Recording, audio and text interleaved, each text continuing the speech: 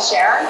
So today's panel discussion is about co-branded partnerships and how brands can really partner together to create exciting, innovative ways to entice the customer to really shop the department stores, offering really innovative ways of how to reach those customers. So we have Toni here in Battaglia with Vanity and this feels like a day for really great announcements. So Toni, should we announce it today? Is this the day? Amazing. Okay. So Toni has been named under new ownership as co-founder of Vanity. Congratulations. Thank you so much. I am so honored and excited to be named as co-founder. I've been with the company now for 5 years, so really excited to be invested with them and really excited for the new ownership and management and what we're going to do with Vanity Planet.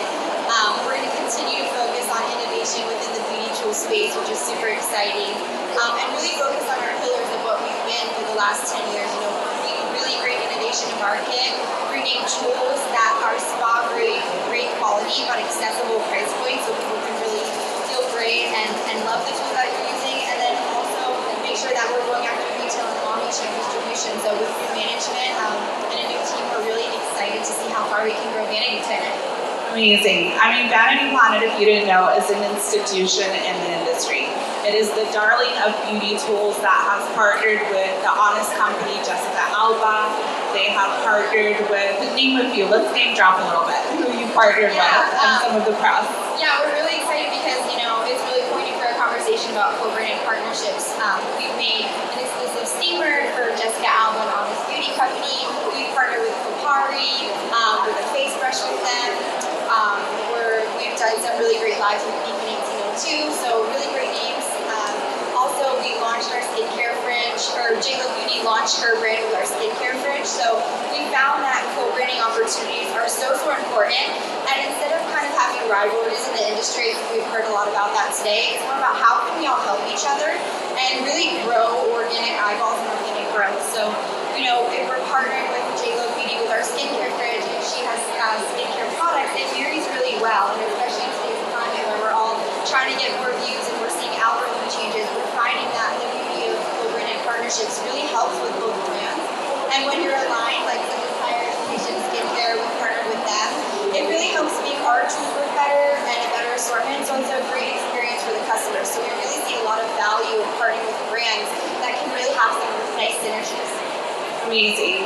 So today we really wanted to talk about the wallpaper of retail and how that's shifted. And I know you guys have a lot of questions, especially going after, you know, the .com digital business, and then how do we shift after the fluxes that happen within .com when you have an application shift like with the iOS 14? How do you adjust to that as a business, especially leaning into DTC?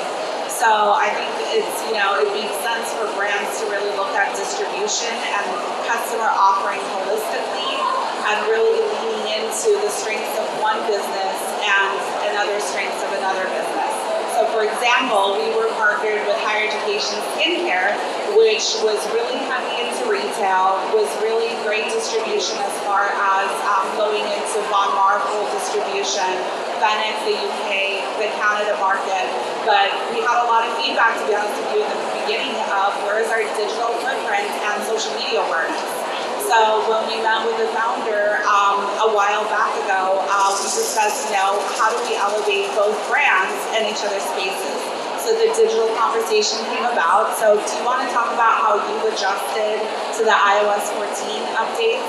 Yeah, so we've seen a lot of changes. About, you know, 60 to 70% of our business has been done through influencer marketing. And we've really seen now as a company, you know, kind of that putting your eggs in one basket, how that can be harmful and how you have to pivot when you do that. So we've seen a lot of changes with the iOS update and also with the algorithm changes that, you know, where we're working with influencers to get, you know, a certain amount of clicks to the website. Now you're not getting as much traffic. So it really is all about, you know, when you're just doing one thing, you can see your company shift drastically in a short amount of time. So what we're really doing now is working on omni-channel distribution. We're working with platforms like Firework and Livecom to check and see how shoppable video works rather than just working so heavily with influencers. We've looked to TikTok. We've looked to co-branding with other brands that have created retail, and now we're looking into retail distribution. So I think it's all about how we can pivot and really go for that omni-channel distribution and not put so much of our business into one channel. Amazing. That's a mouthful. But let's get a little bit more personal. Yeah. So, how did you start with Vanity Product? Because I think it's a really unique journey into your, emerging as co-founder, and I would love for you to share what that story looks like. Yeah, so I've always been in the beauty industry, so I was really looking kind of for my next move, and one of the main things that drew me in is they are in Orange County, and that's where I was, and it's really hard to grow, if you're not in LA, so I was really excited to find something in Orange County. And how the business really grew when I came in, we had a lot of different products. We had hair tools and makeup brushes and facial brushes and skincare devices and scalp massagers, and I really saw an opportunity to get honed in and focus on the category. So what we did is we really got to work right away and thought, how can we become the leaders in a space? And we really felt that beauty tools and skincare devices was an emerging market. So that's kind of how it all started. We were really known for facial brushes, and once we launched our steamer and our microderm device and our LED lines, we really saw that picking that lane helped kind of propel us into being that leader in at-home beauty tech. And that's kind of how the journey started. Amazing. And that was like 5 years ago, right? Yeah, 5.5 years ago. Yep. Okay. What was your biggest pivot, would you think, when you really put your handprint on the brand? Yeah, I think that was the pivot. When I first got there, we just had a bunch of different products, and I really wanted to get focused on how we could be the leader in the space and be the thought leader and the experts at that. So our biggest skincare device when I got there was our facial cleansing brush, which still continues to be a leader.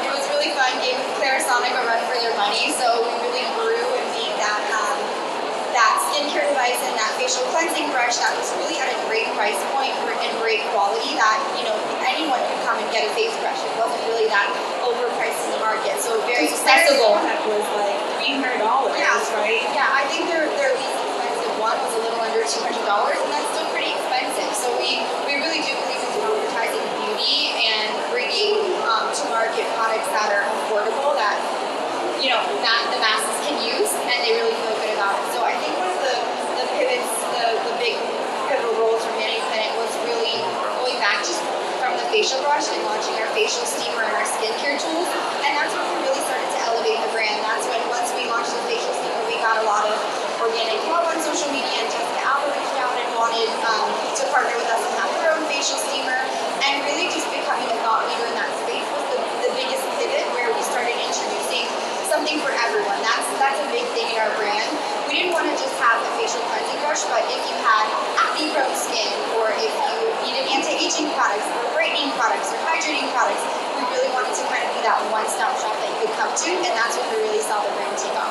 Amazing. And I think a couple of other panels were talking about, how do you adjust to the consumer and the landscape when not only iOS 14 or another application, that shifts, or let's say there's an economy dip. I mean, I think the answer is really, right in front of us and simple, placing ourselves as the consumer when we're, adjusting price points or looking at the way that we serve content or information. I think it's really important to look at the market holistically, and if you see that, your tool is doing well because it's, moderately price point for the average consumer.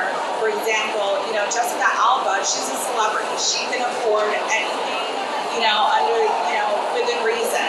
But with the consumer that she's marketing to is the consumer that shops every day for products, which was similar to what higher education did when we price pointed our skincare ranges, because we really looked at the market holistically and who's buying our products and our demographic, and really looking at the way that our consumers shop.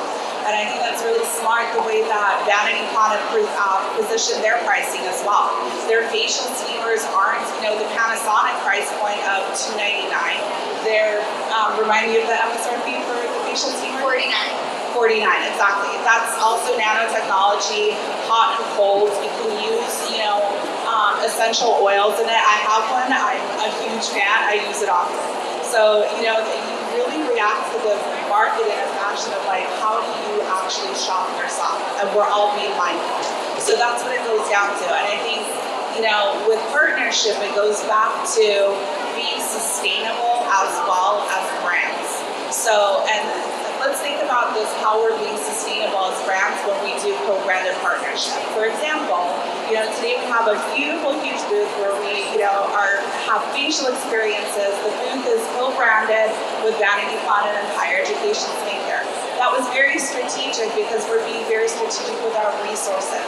We thought, why not have, a bigger booth and then partner in an experience, and then we partner with a giveaway during holiday. We're being sustainable because we're sourcing, innovative ways of how to entice that customer to shop that's different than every other brand out there. We're not competing brands, so it's, one of the same customers. Let's see. So I would love to know about milestones for you for the brand and Vanity Planet, and maybe a personal milestone. I feel like this is it. I feel like being a co-founder of a brand is a true milestone. Yeah, I think that, for me, I came in as product and innovation, and that's been the really exciting thing for me. I was really given the opportunity to just kind of run with things we wanted to do for the brand, and just milestones in creating beauty tech, I think has been very important. Facials to me became huge during the pandemic, and we were just kind of in the right place at the right time, and we felt really great that we were able to give our customers really kind of that at-home spa moment and that personal self-care. And that, we felt like a personal milestone when you see these products everywhere, people using them, people picking them up and just feeling like, okay, I'm so stressed right now, but I can have this mini at-home spa moment. And the cost of our steamer is, a fraction of what one facial is. So it's something that you get to keep and love and use all the time, and that's kind of reflected in a lot of our products. We just launched LED eye patches. We're always thinking of how we can innovate for the future and different beauty tech. So these are LED patches that stick under your eye. So what's been really big milestones is just creating new and next in the market, and it's been really exciting to be given the opportunity to do that for the brand. That's amazing. Well, congratulations again. If anybody deserves it, it's certainly you. So what's next? What's next for Vanity Planet? Your next steps as the co-founder? What is your next 6 months look like? Yeah, so we have some really exciting product launches out. I keep talking about it, but beauty tech innovation is really where we're heading, and we think the category is only going to grow. So we're going to continue with our pillars of really high quality devices at accessible price points. We're never going to lose focus on that. It's very important to us. And then we're just really looking into omni-channel distribution. We're talking to a lot of retailers. We just launched with food. We launched with Bouche and Deporte. So we have a lot of exciting things in the work, and we're really going to work on just how we can grow into different channels and not really be just so focused on one, influencer marketing. I think that's really, really going to change the brand, and you'll see a lot of shifts coming from us that way. Amazing. Thank you. You're welcome. Okay, well, you've picked my brain enough, so I think it's now time that I get to ask you a few questions, okay? All right, so my first question, you have kind of a name in the industry for being able to turn companies around. So why do companies and brands seek you out for that specific skill set and branding? Yes, thank you for that. It's a loaded question, and I was born in the industry and the consumer world. I started, in my mom's salon, helping her out. I got my esthetician's license, went to college. That's what put me through school. And then I started with really big corporate companies. I worked for Tom Ford, Estee Lauder. I worked for L'Oreal. I worked for Clarins, Panasonic. And then I started working with founders after my corporate experience was done. And that was the most interesting pivot for me, because that founder experience is really unique, as you know. As all of you, most of your founders are in the industry, you know what the grind is like. And my first founder experience was Tom Ford, which is a really huge name in the industry. But I learned a lot as far as you still have to do the grind. Because when I started with Tom Ford, nobody knew who he was. Every time I introduced a fragrance to a buyer at Neiman Marcus or somebody that was corporate, they're like, oh, Tom Ford the car, know the designer. And unless you're a die-hard, label person that knows he was part of Gucci and the story there before the movie came out, right? 20 years ago when he started the company. And that was, owned by Estee Lauder all along. You really don't know who the Tom Ford story is until he emerged as the founder and made a name for himself. And then the designer labels of shoes and eyeglasses followed, and all the fascinating things that we see now. And then after that experience, I worked with Panasonic, which was a corporate company in itself, but was a brand that was nowhere in the prestige market. So to answer your question, and I'll go back to how Panasonic plays into co-branded partnership, and part of the brand story, that's my own personal story, is, the loaded question is companies hire me to restructure and pivot them, whether it's marketing, distribution, P&L, the way that they approach customer acquisition, really holistically looking at the business of can you make it grow and can you make a profit? Because at the end of the day, everything that we do, in any role within the company, it's because we want to make consumers' lives easier and we want to make a profit at the same time, right? We're all in the business of making money. So how do we do that authentically? So that's when I come in, and that's when companies recruit. My specific skill set is that I look at their strengths, I look at what their opportunities are, and I capitalize on strengths and fill in the gaps where they need to be filled in. So with Panasonic, huge name in the industry, huge distribution. A lot of people don't know they, function as a distributor within the marketplace, which means that Japan sells to a hub in New Jersey as a distributor for North America. So as the account manager for personal care, men's grooming tools, and lady shavers, hairstylists, their distribution when I started was in Best Buy and Amazon. So they wanted me to take the same packaging, the same products, and distribute it to Neiman Marcus and Nordstrom and Saks Fifth Avenue, which is a really huge panel. That was on their list too. That's where the distribution wanted to go. So how do you take that same tool and turn it into a consumer-friendly version in the beauty space? So as the account manager for North America, I got a bulk budget, and they're like, you can use it for X, Y, and Z. And I was like, I'm going to put it towards packaging. Because packaging and consumer silent shelf talkers is where the consumer first interacts with your product. It's simple, right? We all talk about packaging. So, it's one of those things that's where it stares us right in the face. And then I was thinking, how do we elevate that customer experience with a Nordstrom? So I knew Nordstrom, for example, their best men's skincare product was Jack Black. So Jack Black, best, facial cleanser for men. Everybody knows who Jack Black is, right? Jack skincare, okay. So Corinne Dendron, before she sold her company, I met her at a trade show just like this. It's called FounderMade for a reason, make those connections. And I met her at a trade show, we started the conversation. I was like, hey Corinne, what do you think about putting a sample in your packaging with one of our men's shape tools? That's Panasonic. The name is huge. You can capitalize, on the clout, the digital clout that the customer base we have, and we would like to capitalize on the customer acquisition that you already have with Nordstrom. So she loved it. We pitched it to this day. I remember, love the buyer, Lindsay Mayetta with Nordstrom. She was phenomenal. She guided us through the product. We were the first tool for men's grooming sold into Nordstrom. Now think about that. Panasonic was the first tool. There's so many other men's grooming tools that are, more geared towards that kind of space. All we did was adjust the packaging and put a sample into the packaging. And the clout of that customer is what got us traction in the beauty space. And I sold into Nordstrom as a co-branded partnership exclusive for a year. Then I went wide and went into Ulta, Neiman Marcus for their catalog, and Saks Fifth Avenue. All the distribution points that they wanted, all with packaging change. So that's just an example of where you see an opportunity of a huge name. How do you capitalize on that, and how do you market it to the consumer that's related? And interesting, you use a kind of a co-branded partnership to get into that distribution.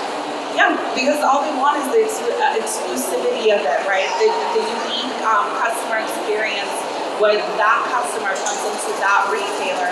How is it unique to a Macy's experience, which Macy's and Bloomingdale's is a monster in itself. And we have the Macy's buyers out in the audience, so thank you for joining us. Shout out there.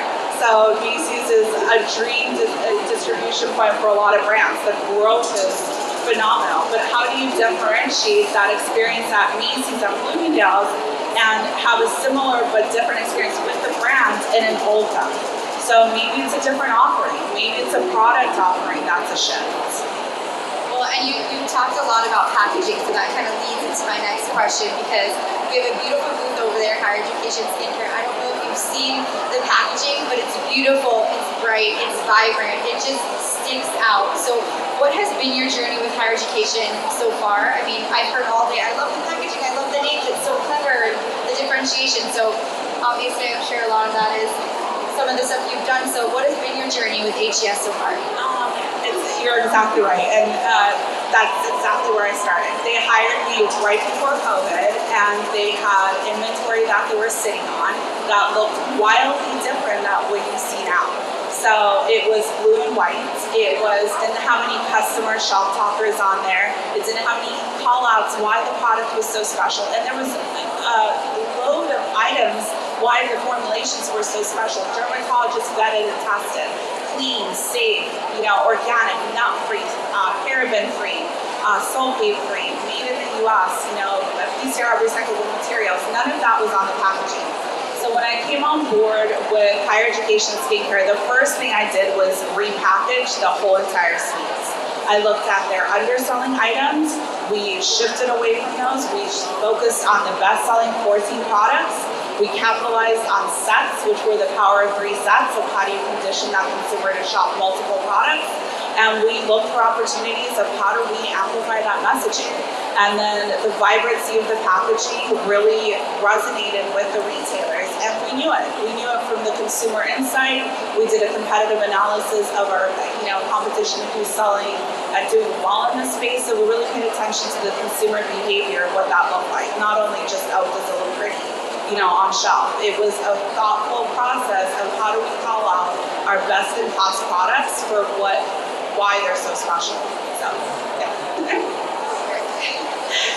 Next, we kind of want to talk about a little bit about our partnership with HES and Vanity Planet, and just touch a little bit about why it's so important to do these co-brandings and how we're getting the sense into retail, and just what the power of collaborating between 2 brands can really do. Absolutely. So yeah, and this is where it comes to, brands that are brands and, making competition. We're not in competition with everybody and everything, right? If you capitalize on Vanity Planet strengths, which we did, and we created special tools that were their best sellers, and we married them in a set that were our best sellers, and we really created unique opportunities for Walmart, for example. We're the #1 new skincare brand with Walmart in 9 months. Full store distribution, we did really well. I approached the buyer and I said, hi, I have this great idea. We're partnering with Vanity Planet. Would you like to, maybe carry a set that's unique to you with an ice roller and one of our best moisturizers? She was like, is it going to be an exclusive? I was like, it can't be if you can commit to a certain MOQ. And before we went to production, we created sets for Walmart that are exclusive for them for the holiday season. We, advertised that everywhere, and that also gave Vanity Planet into the retailer. So not only did it open up that door for new distribution for Vanity Planet, the clout that they have with their digital footprint for us as higher education skincare, but they're also getting a chance to get in front of that buyer and have permanent placements on their shops. We are doing the same thing with Fennec. I had the same conversation with the buyer at Fennec, at Battaglia Canada, and Boots, the Walgreens Alliance. So our biggest partnership that higher education is going into is Boots in the UK, Ireland in January. That is Walgreens Alliance. So in 9 months. So as a brand, our lean team, and with our strategic partnerships, we've really come a long way from being nowhere in bookstores and pharmacies that are really small to 9 months later distribution that has a global footprint. So it is doable, as brands, and it of course has to do with resources and how you lean into those resources, but lean into your friends and partnerships. Yeah, and it's been really exciting for Vanity Planet as well, because these were retail relationships we didn't have already. So now when we do go have those conversations with these retailers as a standalone brand, we're not a new brand anymore. It's, you had our kids in there with higher education skincare and Vanity Planet. So we're not coming to them new and fresh. It's really leveraging the power of co-branded partnerships partnerships, and now the next conversation will be about Vanity Planet, but it's how can we help each other to break down those doors and those barriers. So it's been really exciting. I have one final question. What is next for higher education skincare? That's a great question. I think that really the sky is the limit with higher education skincare. It's one of those brands that has been so versatile and solution oriented, where we started in this college bookstore space geared towards high school and college students, has turned into solution oriented skincare because of masking and all the other issues. So I think, we were really going to lean into body care and look at acne solutions and really focus on solution oriented skincare. I think it's a space that's growing. It's the biggest next space next to anti-aging. So I think we're in a good spot. And of course, leaning into our partnerships. I love that. That's something we've talked about as well, solution-based skincare and how you can sell a solution rather than one product. We've seen a lot of value in that. Amazing. So one last question for you. What is your mantra? Okay, I do have a mantra and it came from my dad. I always thought it was really corny, but now I feel like I use it so much. He always, when I was younger, would say rise to the occasion. And whenever I'm in like these big rooms or these pitch meetings, I think sometimes there is that like imposter syndrome, you could think, or maybe you're the youngest person in the room, or maybe you're even, the woman pitching in front of a group of men. Sometimes you can be like, there's different situations where maybe you have that imposter syndrome and you walk in and just say rise to the occasion and take a deep breath, and then it's like no fear, you just turn on. So it's always kind of been my mantra, no matter what you're scared or something seems too big, you just kind of do it. And that's kind of mantra. I love that. I feel like that's fitting to the audience. Yeah. What is yours? Yeah. And I thought about this because we had this conversation. We borrowed this little mantra situation from an earlier panel. I was like, that's a really interesting question. So I think that my whole mantra, the last 5 years has been dare to fail. Dare to fail, but try. And I think that's really apt for, founders that really try, and it's trial by error, or error by trial, however way you look at it, but dare to fail. So try, get up in the morning and do that one last thing that you thought might help. It will help. Because those little steps every single time, whether you're building a brand or rebranding a company or pivoting a strategy, dare to fail. Because if you don't try, you're not going to succeed. So that's what I want to leave everyone with.